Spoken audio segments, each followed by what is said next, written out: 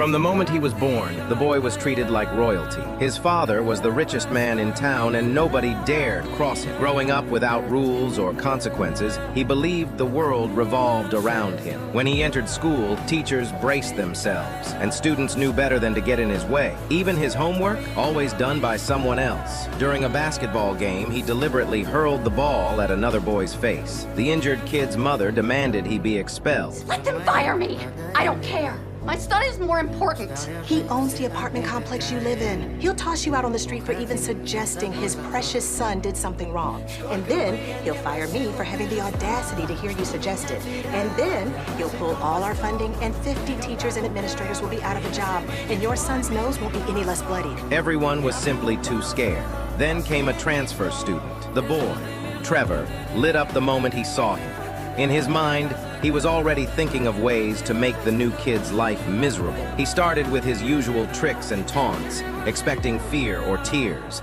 But the new student didn't flinch. At lunch, Trevor tried again. Loud, obnoxious, threatening. Empty your backpack.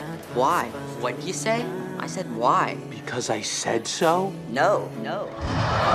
Do it, or you'll catch the beating of your pathetic little life. That would be a mistake. But the boy just calmly told him that what he was doing was wrong. No fear, no reaction. So Cravath punched him. The next day, the new student returned with his grandmother. They showed up at Cravath's front door demanding an apology. Get out of here, or I'll call the cops. Ask his forgiveness. Arrogant as ever, Trevor laughed it off and slammed the door. But the old woman wasn't finished. She forced the door open, muttering something under her breath. The sky suddenly darkened. For the first time in his life, Cravath felt real fear. The next morning, his alarm rang as usual, but when he looked in the mirror, he barely recognized himself.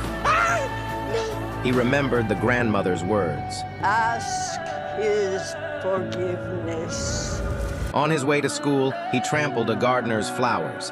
The woman turned and glared at him. She had no intention of letting it slide. One by one, the people he had bullied, insulted, or hurt over the years began to close in.